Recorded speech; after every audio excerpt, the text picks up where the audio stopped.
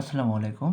১৪তম শিক্ষক নিবন্ধন প্রিলির গণিতাংশের সমাধান কলেজ পর্যায়ে পর্ব ২ নিয়ে আবারও আপনাদের সামনে আমি হাজির হয়েছি মোহাম্মদ আনোয়ার হোসেন, প্রভাষক, চুয়াডাঙ্গা পৌর ডিগ্রি কলেজ।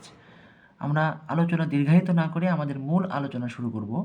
আপনাদের জন্য যত সহজ ওয়েতে করা যায় আমি তত সহজ ওয়েতে করানোর চেষ্টা করছি। আপনারা ধৈর্য সহকারে ভিডিওটি দেখবেন। আপনারা একটু খেয়াল করুন, এই অঙ্কটা আমরা অলরেডি এর আগে অনেকবার করেছি। X plus 1/x equal to 5। আমরা যদি এক্স দ্বারা গুণ করি তাহলে এখানে এক্স স্কোয়ার, এক্স দ্বারা গুণ করলে কিন্তু এই এক্সটা কেটে যাবে, তাহলে এখানে 5x, মানে পুরো রাশিটাকে আমরা এক্স দ্বারা গুণ করলাম। প্রদত্ত রাশিটা লিখলাম এখানে, কিন্তু একটু সাজিয়ে লিখলাম আর কি।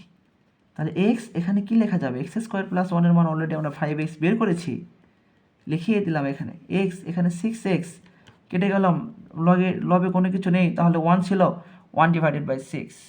কত সহজে আমরা অঙ্কটি করে ফেলেছি।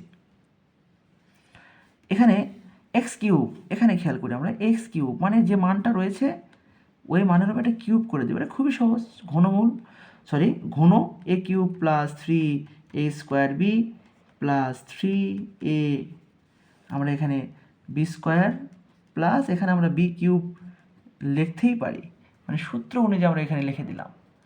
তাহলে এখান থেকে আমরা লিখতে পারি 1+3√3 প্লাস এখানে 3 ইন্টু এখানে স্কোয়ার রুট কেটে যাবে, এখানে লেখা যাবে 3√3।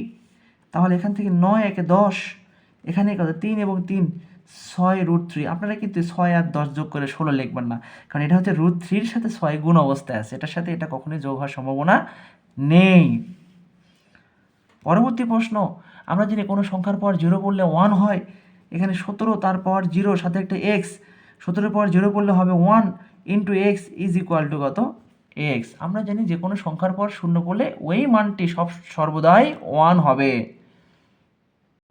ত্রিকোণমিতিক অনুপাত নিয়ে আপনাদের সাথে আমি আলোচনা করেছি যে এখানে tan theta is equal two দেওয়া আছে √3। আমরা জানি tan সমান লম্ব ডিভাইডেড বাই ভূমি, হরে কোনো কিছু নেই এই জন্য 1 আছে, লম্বের মান √3, ভূমি 1।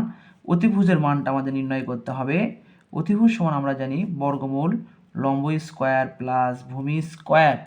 তাহলে এখান থেকে আমরা লিখতে পারি √3 প্লাস 1 বর্গমূল 4 ইজ ইকুয়াল টু 2, অতিভুজ সমান 2। তাহলে আমাদের বের করতে বলছে cos থিটা, cos সমান লেখা যায়, cos সমান আমরা কি লিখি? ভূমি বাই অতিভুজ, ভূমি হচ্ছে 1, অতিভুজ হচ্ছে 2, তাহলে উত্তর হবে 1/2। পরবর্তী যে প্রশ্ন, এখানে আমাদের এই মানটা নির্ণয় করতে বলছে। আমরা একটা সূত্র জানি 2 into ab plus bc plus ca is equal to লেখা যায় a plus b plus c whole square minus a square plus b square plus c square. এটার মান দেওয়া আছে 5 স্কোয়ার, এটার মান 9, এটা 25 মাইনাস 9 ইজ ইকুয়াল টু 16। তাহলে এই পাশে একটু খেয়াল করুন 2 আছে, কিন্তু আমাদের উত্তরে কিন্তু 2 নেই। এই 2 দ্বারা কি করতে হবে? তাহলে ভাগ করতে হবে। ভাগ করে দিলেই কিন্তু পাচ্ছি ab plus bc plus ca is equal two 8।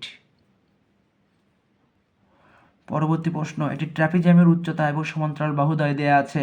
তাহলে আমরা জানি ট্রাপিজিয়ামের ক্ষেত্রফল সমান লিখে হচ্ছে half into a plus B গুণ এইচ। এ হচ্ছে সমান্তরাল বাহুদ্বয়ের এক বাহু, বি হচ্ছে সমান্তরাল বাহুদ্বয়ের অপর বাহু, এইচ হচ্ছে উচ্চতা। তাহলে এখানে হবে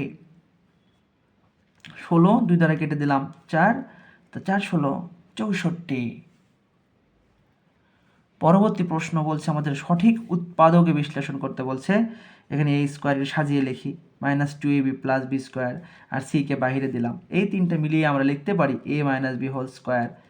তাহলে এখন এখানে a স্কোয়ার মাইনাস বি স্কোয়ারের সূত্র a plus B into a minus B. পরবর্তী প্রশ্নটি বৃত্তের ব্যাসকে আমরা 2r দ্বারা প্রকাশ করি, 26 সেন্টিমিটার। বৃত্তের পরিধিকে আমরা প্রকাশ করি 2πr। তা 2r এক জায়গায় করলাম, পাইকে আলাদা করলাম। 2r এর মান অলরেডি আমরা 26 সেন্টিমিটার এখানে লিখে রাখছি, এই যে 26 পাই, পরিধি হচ্ছে 26 পাই। পরের প্রশ্ন, সমবাহু ত্রিভুজের প্রত্যেক বাহুর দৈর্ঘ্য h হলে ক্ষেত্রফল নির্ণয় করো। কারণ সমবাহু ত্রিভুজের ক্ষেত্রফল √3/4 ইন্টু বাহু স্কোয়ার, যেহেতু বাহু x, এই যে আমাদের √3/4 ইন্টু এক্স স্কোয়ার। এটা খুবই সহজ ছিল। পরবর্তী প্রশ্ন, একটি চতুর্ভুজে 4টি কোণের অনুপাত দেওয়া আছে, বৃহত্তম কোণ নির্ণয় করো। তাহলে বৃহত্তম কোণ আমরা জানি চতুর্ভুজের 4টি কোণের যোগফল 360 ডিগ্রি।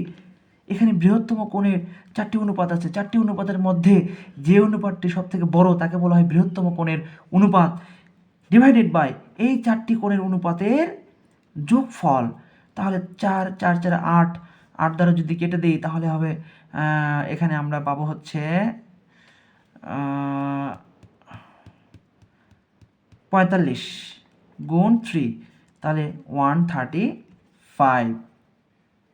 পরবর্তী প্রশ্ন, একটি রম্বসের প্রত্যেক বাহুর দৈর্ঘ্য দেওয়া আছে, রম্বসের ক্ষেত্রফল নির্ণয় করো। রম্বসের বাহুর দৈর্ঘ্য দেওয়া থাকলে ক্ষেত্রফল বের করার সম্ভাবনা নেই। হ্যাঁ, রম্বসের ক্ষেত্রফল আমরা জানি যে এখানে লিখে দিই রম্বসের ক্ষেত্রফল আপনাদের লিখে দিই, আপনারা লিখে রাখেন যে হাফ ইন্টু কর্ণদ্বয়ের গুণফল। তাহলে রম্বসের ক্ষেত্রফল নির্ণয় করতে গেলে অবশ্যই আমার কর্ণ লাগবে, আর রম্বসের একটা বাহুর দৈর্ঘ্য দেওয়া থাকলে অপর দুটি কর্ণ নির্ণয় করার সম্ভাবনা নেই। একটি বাহুর দৈর্ঘ্য এবং একটি কর্ণের দৈর্ঘ্য দেওয়া থাকলে অপর একটি কর্ণ নির্ণয় করার সম্ভাবনা আছে এবং কর্ণ নির্ণয় করা যায় এবং ক্ষেত্রফলও নির্ণয় করা যাবে। এই প্রশ্নটি ভুল ছিল। আমি আশা করি আপনারা সবাই যারা আমার ভিডিও দেখেন, আপনাদের যদি ভিডিওটি ভালো লাগে অবশ্যই লাইক কমেন্ট শেয়ার করবেন এবং পাশে থাকবেন এবং আপনাদের মূল্যবান বক্তব্য অবশ্যই কমেন্ট করে জানাবেন। সবাই ভালো থাকবেন, সুস্থ থাকবেন। আসসালামু আলাইকুম।